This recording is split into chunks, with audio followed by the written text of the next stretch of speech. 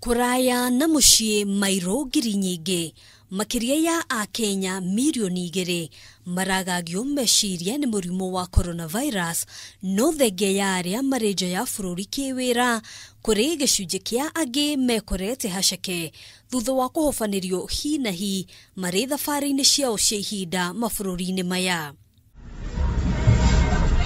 Mateta ma ica ikuhi ma Akenya aria maikaraga bururi-ini wa China gukorwo magithutukanio kuingatwo ona kurara nja heho-ini ni ndereti ihiuhitie ituge omothe mwandiki mukaru ministry-ini ya maundu ma nanja Macharia Kamau akiuga thengia ya miario gatagati ga Kenya na China no marageria gukinyira Akenya ya gutigirira ni mateithika. So this is something we take extremely seriously and we remain very seized about.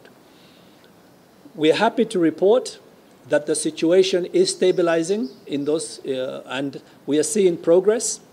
I think if you look at the media, social media reports and other official media reports, we are seeing that the situation that we were facing last week is not the situation that we are facing this week. Ona kuhanoro uguo gutire mu Kenya ona umwe ukuite bururi-ini wa China ona gutuika Akenya atano nimakuite bururi-ini wa Amerika riri nao angi eri maratangikirwo mari hatikaini bururi-ini wa Sweden. So far we have on record about 5 Kenyans who have succumbed not necessarily to COVID-19 but who have died in the last month and who have underlying causes that could have made them susceptible to COVID-19 conditions.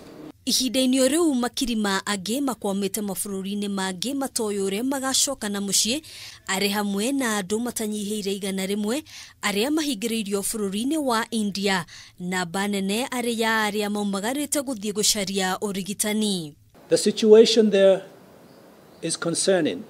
Some of them have run out of money because obviously they were not expecting to stay there for such a long time. Some of them sadly have lost the patients with whom they went for treatment. And this is tragic. But they are not able to bring their loved ones home. Maya magithiaga na mbere thirikari ni yuritie family cia aria endwa ao makuite kuumana na murimu wa coronavirus nja ya bururi gukorwo magitikira gutia watho wa kumathika na ihenya o ta uria kwahoteka. We should be prepared as Kenyans caught up in these situations around the world to also allow us to lay to rest our loved ones abroad within a very short period of time in those countries. Because bringing those bodies home is going to be extremely difficult under these current circumstances.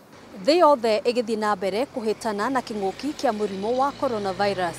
Riu mamilioni ma Akenya aria mari kuraya na mucii matire na wiki otiga kurumirira mawatho na mitaratara mabururi-ini kuria mari.